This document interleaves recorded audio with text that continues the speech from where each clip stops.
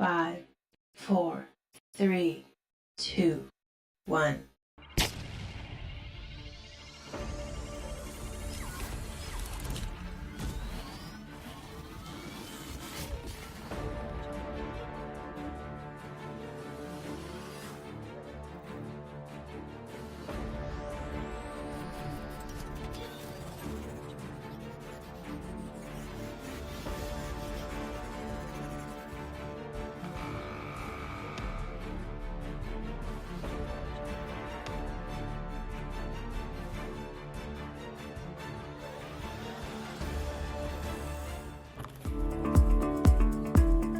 Assalamualaikum warahmatullahi wabarakatuh. Halo teman-teman, pada kesempatan kali ini kita akan belajar tentang toharoh dan macam-macam air dalam Islam. Sebelum mulai, mari baca doa bersama. Bismillahirrahmanirrahim. Rabbi zidna ilma warzuqna fahma. Amin. Baik teman-teman, mari kita simak penjelasan berikut. Toharoh. Apa sih yang disebut dengan toharoh? Toharoh secara bahasa yaitu kebersihan dan kesucian. Sedangkan secara istilah yaitu membersihkan diri dari hadas dan najis sesuai dengan cara-cara yang ditentukan oleh syariat Islam. Seperti apa cara-caranya?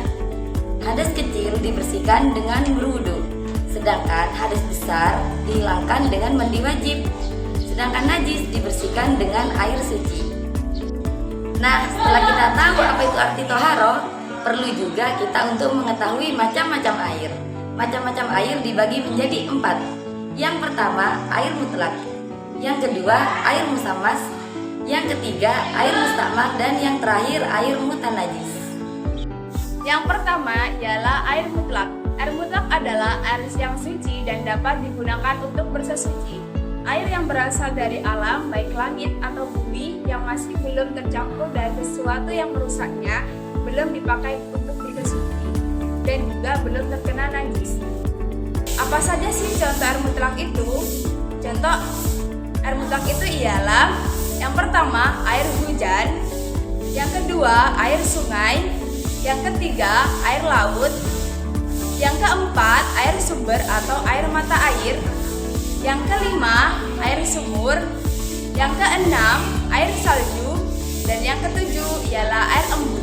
Kedua adalah air musyammas. Air musyammas adalah air yang dipanaskan di bawah terik matahari dengan menggunakan wadah yang terbuat dari logam selain emas dan perak, seperti besi atau tembaga. Lalu bagaimana hukum menggunakan air tersebut? Hukum air musyammas ialah suci mensucikan namun makruh untuk digunakan. Yang ketiga, air mustakmal. Air ini suci, namun tidak dapat digunakan untuk bersesuci. Ada beberapa jenis air yang menjadikannya mustakmal. Yang pertama, air yang sudah digunakan untuk bersesuci, seperti air sisa wudhu. Yang kedua, air yang bercampur dengan sesuatu yang suci, seperti air yang dicampur dengan teh. Yang ketiga, air yang berasal dari pohon atau buah, seperti air yang berada di dalam buah kelapa. Jadi hukum semua air ini suci, namun tidak dapat digunakan untuk bersesuci. Selanjutnya, macam air yang terakhir, air mutanajis. Air mutanajis adalah air yang sudah terkena najis. Ada 2 jenis air yang menjadikannya najis. Yang pertama, air banyak. Berapa sih volume air banyak itu? Air banyak adalah air yang lebih dari 2 kulah yang bercampur dengan najis yang sampai merubah warna, bau, dan rasanya, maka hukumnya najis. Namun, jika tidak sampai merubah ketiga sifatnya, maka hukumnya tidak najis. Yang kedua adalah air yang sedikit. Air yang sedikit adalah air yang kurang dari 2 kulah, baik berubah warna, bau, dan rasanya atau tidak, maka hukumnya najis.